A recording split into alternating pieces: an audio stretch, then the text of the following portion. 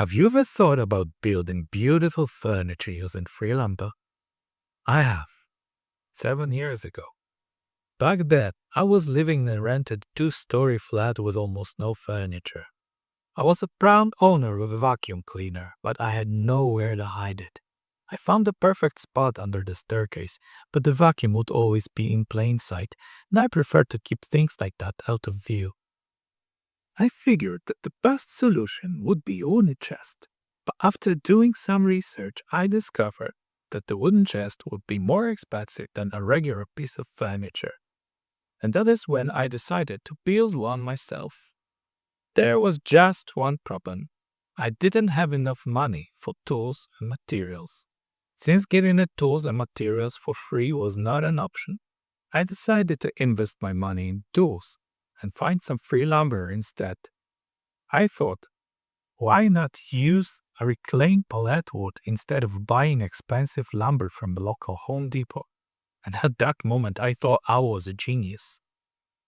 Long story short, I did build the chest, but it turned out to be a painfully tough first lesson in woodworking. So tough, in fact, that I haven't used reclaimed pallet wood ever since. Until now. Recently, I decided to start up my YouTube channel, and is there a better way to kick off this journey than by going back to where it all started? Pallet wood. I expect this experience to be just as challenging as my first woodworking project, but hopefully just as rewarding. My name is Bartosz Ruchowski, and I'd like to invite you to my small and dusty workshop. And today we are going to build the Japanese toolbox.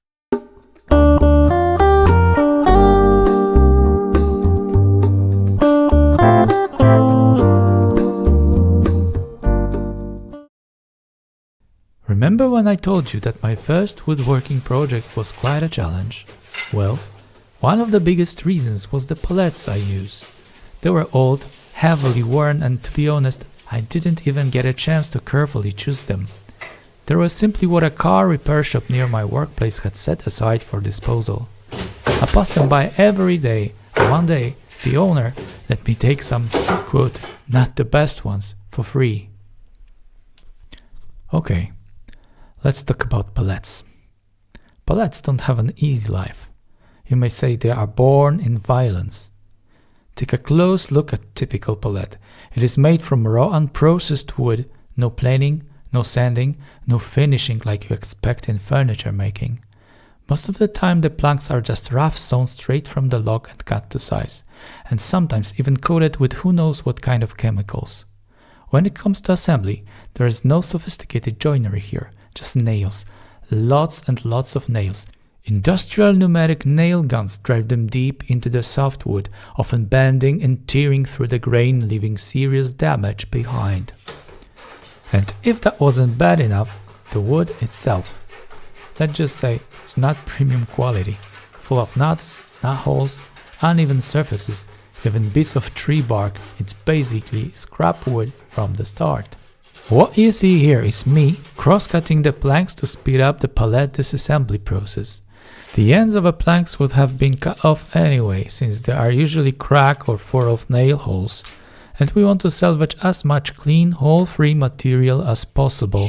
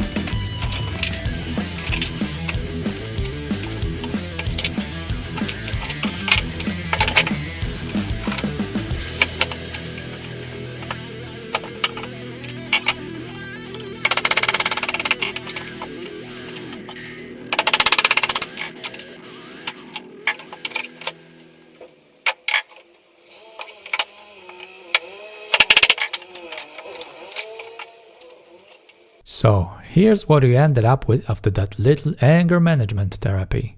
As you can see, cracks at the ends, nail holes, chipped edges, nut holes, the usual pallet wood chaos. In the lower left corner of the screen you could see just how many nails I pulled from the single pallet. To be honest, I have my doubts that this will be enough material for the Japanese toolbox.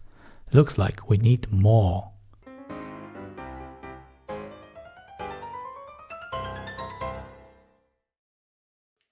While dismantling these new pallets, I discovered that the easiest way to salvage the most usable material is to first break the pallet supports using a chisel. This method gives you direct access to the nails, so you can tap them through with a hammer until their heads are exposed on the other side. Once that's done, pulling them out is much easier, helping you save as much of that precious wood as possible. Take a look at these nails. Looks like a hedgehog, doesn't it? And about that pro tip that I just gave you. I'm sure someone else figured this out long before me.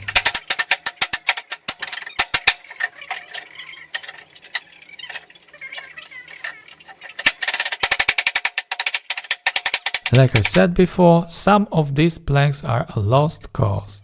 I'm only pulling out the nails now, so I don't have to dig them out of my fireplace later. Some planks have some pretty weird damage, but luckily they're thick enough. After trimming off the damaged surface on my bandsaw, I should still be able to salvage something useful from them. Now that all the pallets are history, let's take a look at what we've got. About 50 to 100 rusty nails, a pile of potentially usable wood,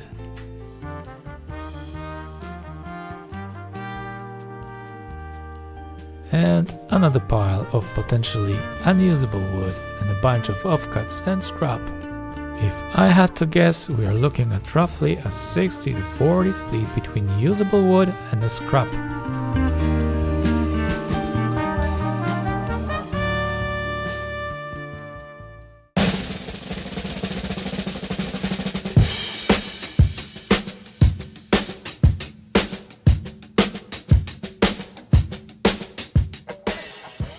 Alright, let's pick out the planks for the box.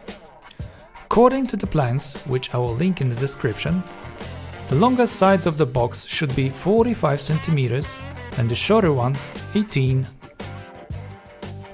Since the planks we have are less 10 cm wide, we need roughly 10 pieces at 50 cm long to make the longer sides bottom and the lid.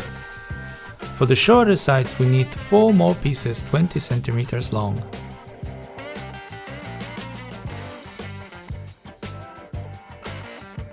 You can see me now figuring out which parts of the material will be used for our build. Next, I will cross-cut the planks to keep only the usable sections. As for the rest, well, scrap wood usually ends up in the scrap wood box.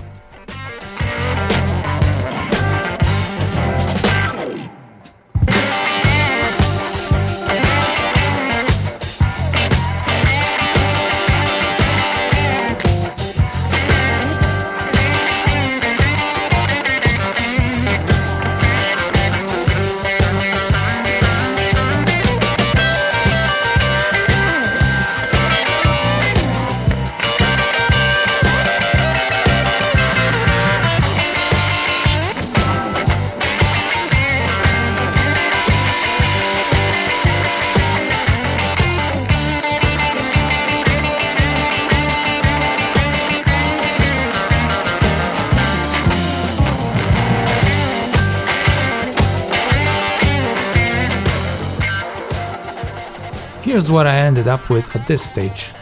Actually, it's looking good. A few nail holes here and there, but who cares? This is just a toolbox, not so fancy piece of furniture. Did you notice that spotted wood?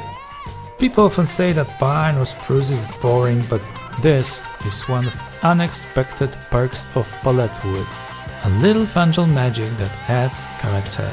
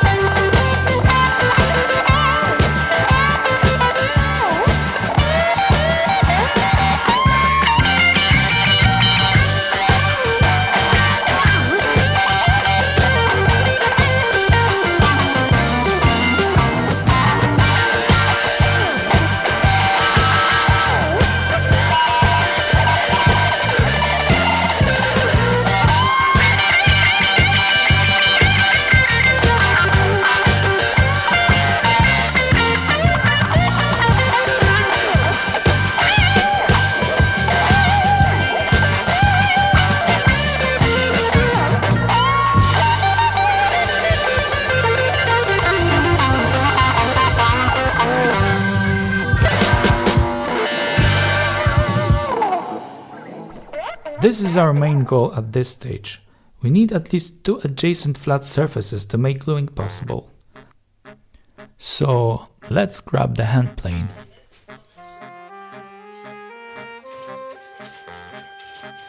First we'll plane the faces of each piece, and then we'll prepare the edges for joining.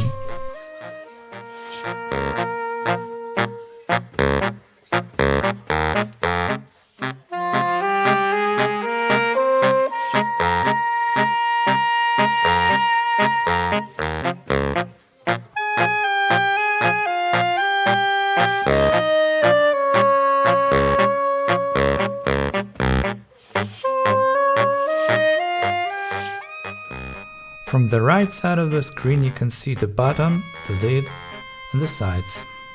Unfortunately I don't have footage of gluing and thicknessing process. Bad luck, the battery in my old camera died. I don't know how about you, but I think that looks promising. And here is what I managed to record during joining process.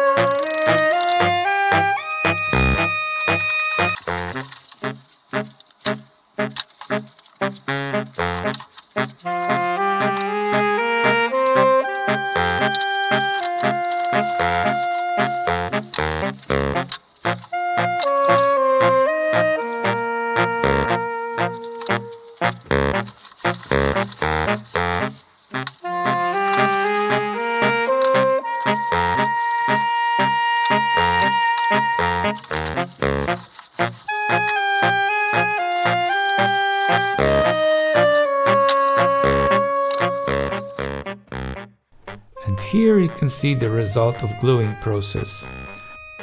A sides, a lid, a bottom, all ready for the next stage, which will be marking.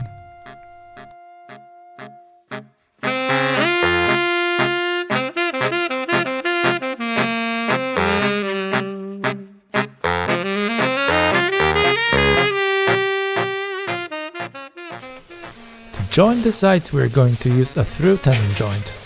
At first I considered making a wedge through tenon joint, but the mortises, or rather the holes for the tenons, are very close to the edges of the sides, plus the wood might be weaker due to fungal activity. That's why I decided that the simple through tenon will have to do.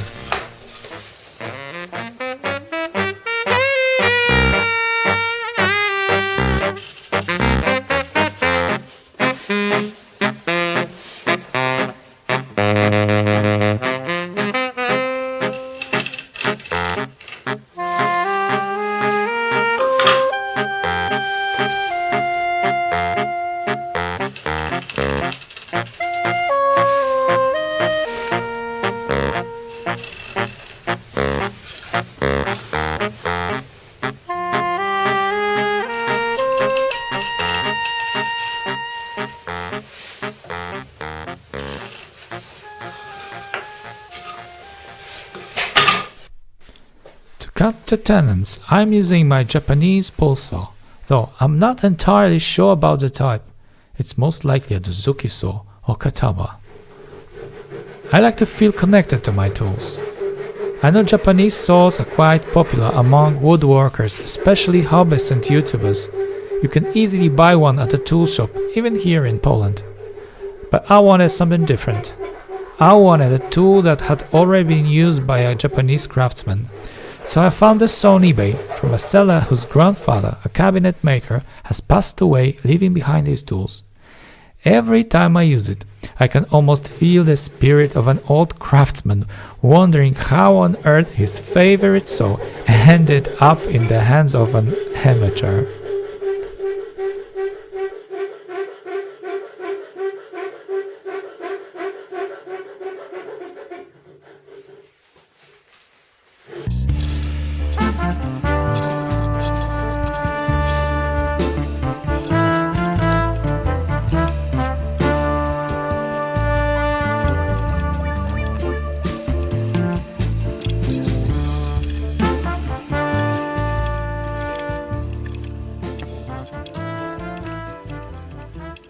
There are several ways to remove the wood between the tenons. You can saw it out using a coping saw, a bandsaw, or even a jigsaw. Or you can chisel it out, just like I do.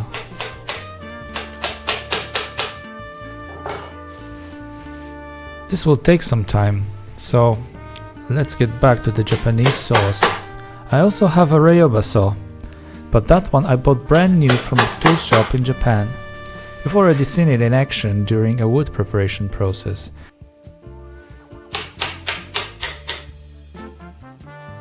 If you want to know how to chisel correctly, I highly recommend one of Matt Esley videos.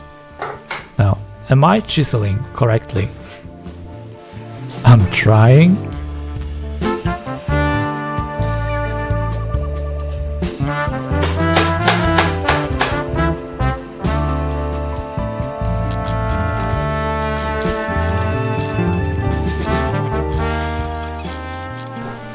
Finally, the waste have been removed, but still, we have to do some more cleaning. And no, I'm not doing the cleaning yet, I'm just checking the squareness of the joint. Obviously, it's out of the screen.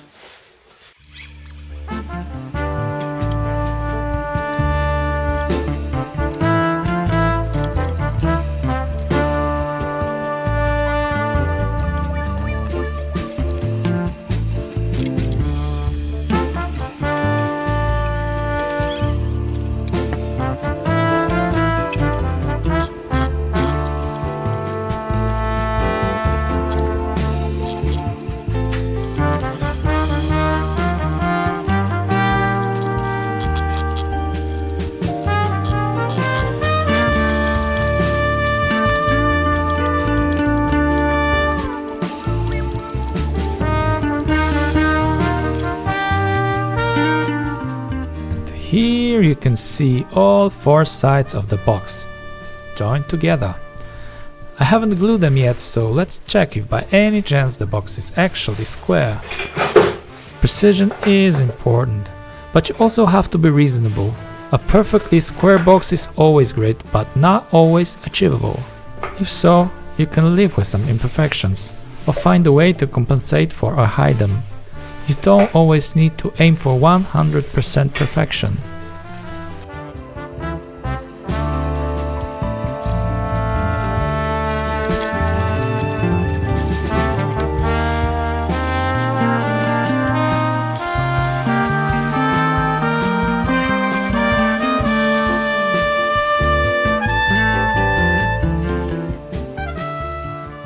bottom panel is slightly wider than the box itself, and there's a reason for that. We need to split it in half along its width before attaching it. The bottom of the box will be nailed to the frame. As you probably know, wood moves, expanding and shrinking depending on the moisture levels, so it is better to split it in a controlled way. In my flat the air is much drier than here in my workshop, so the wood will definitely shrink over time. If the bottom panel isn't split in a controlled way, it might crack in unpredictable places. A better solution? Cut in half, create a rabbet on each piece, and lap them together before nailing them to the sides.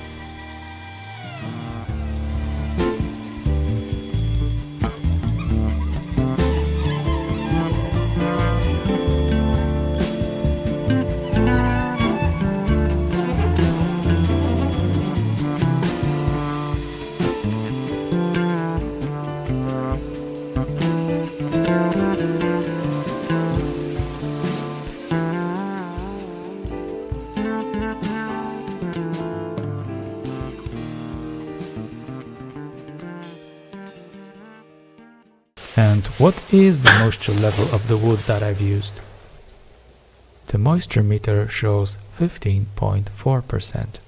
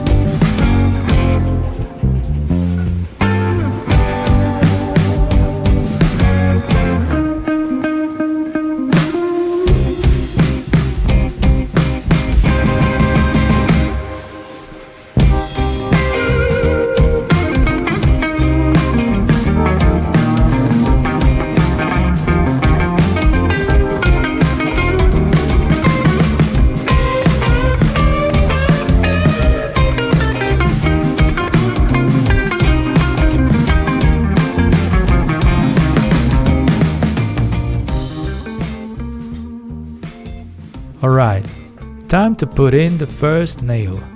Personally, I'm not a big fan of nails, especially when they are visible. I just don't think they look nice. But since this is supposed to be a quick, no-fuss project with simple joinery, nails it is. I'm not exactly an expert at nailing, so here's how my battle with the first one went.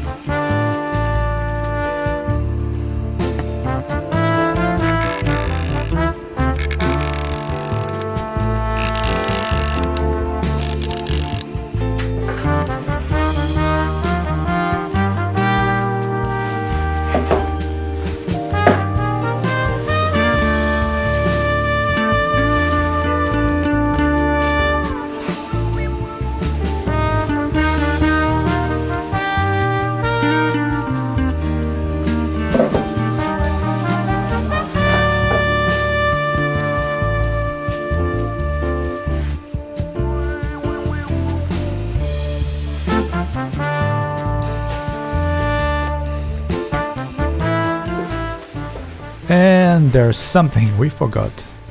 The box needs handles. Of course, the lid has that ancient sliding wedge lock, which means we need a few more pieces of wood.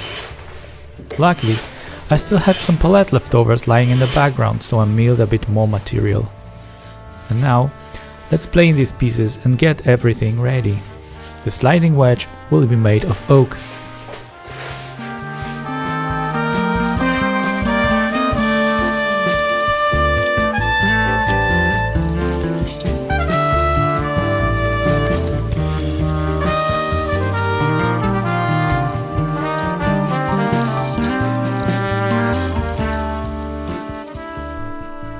Handles.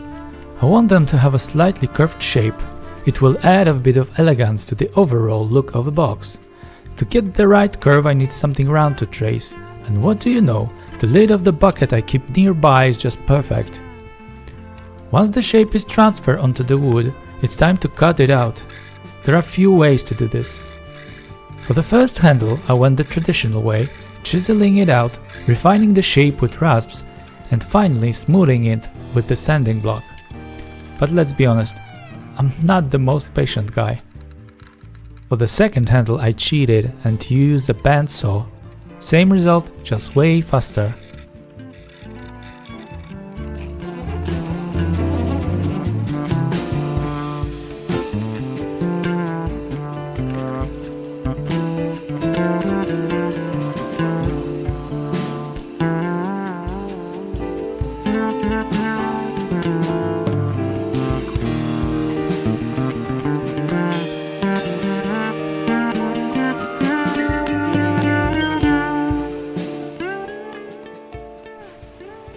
The first handle seems ready. Let's test the fit and see how it looks.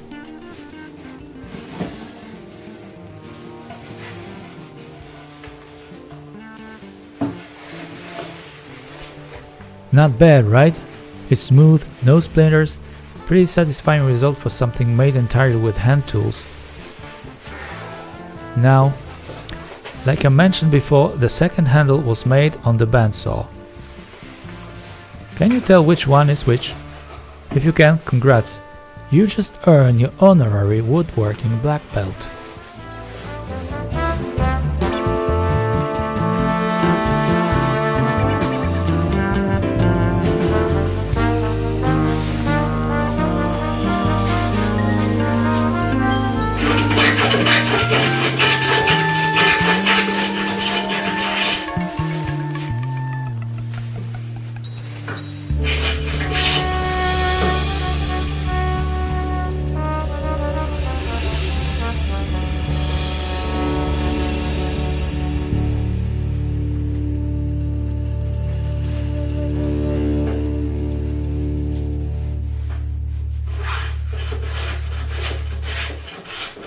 Now onto what the internet says is one of the most troublesome parts, the wedge. Basic wedge is, well, wedge shaped, and that would work just fine, but I wanted more. I decided to angle the sides of the wedge, so that once it's locked in place it can only be removed by sliding it out, no lifting, no wiggling, just clean slide. The best way to ensure a perfect fit is to plane the wedge and wedging pieces together. This way you don't even have to worry about getting the angle right.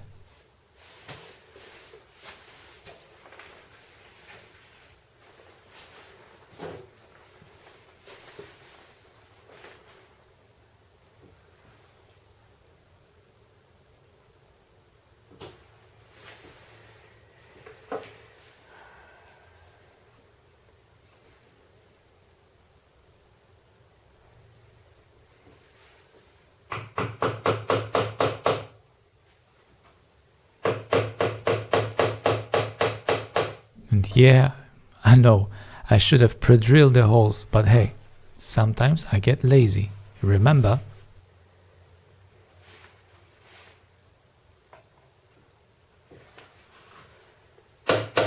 Oh, I'm expecting a few surprises.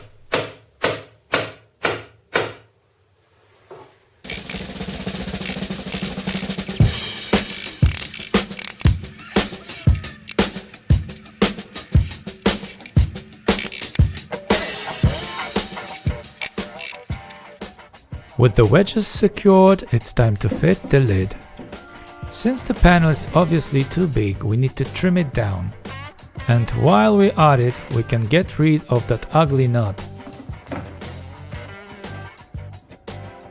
A few quick measurements, a trip to the bandsaw, a bit of planing to smooth the edges, and that's done.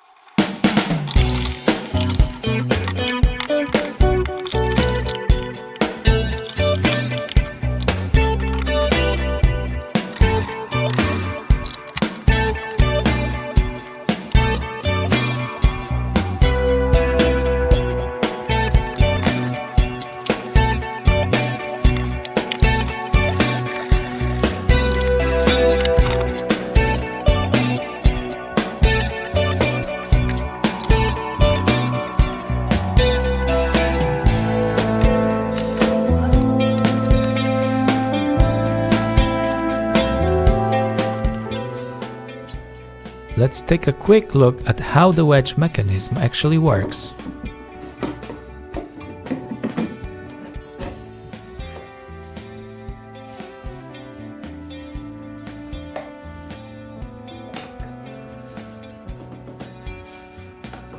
Yay, it works.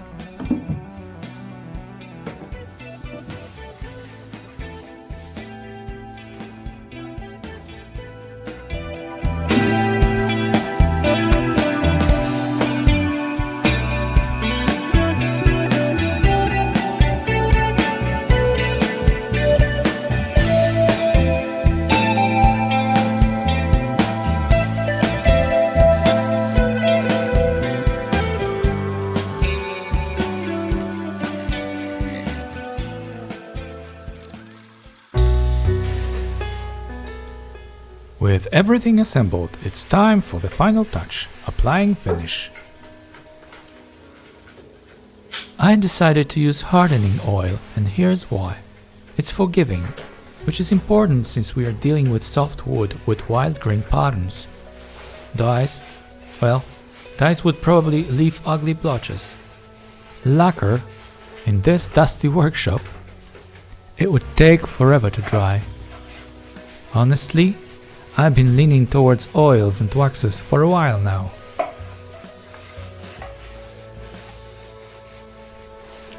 I started with the inside of a box, and I could already tell the result would be satisfying.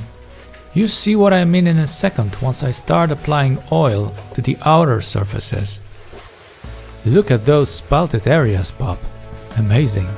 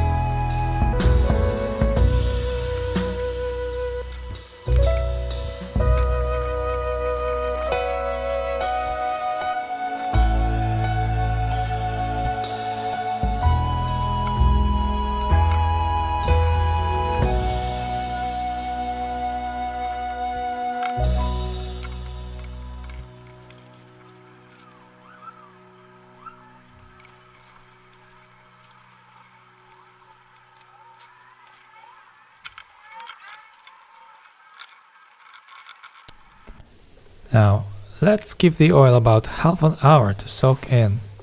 Meanwhile, I cannot stop staring at this thing. The fungi stained wood turned out so beautiful. And honestly, now I regret using visible nails. I should have gone with dowels.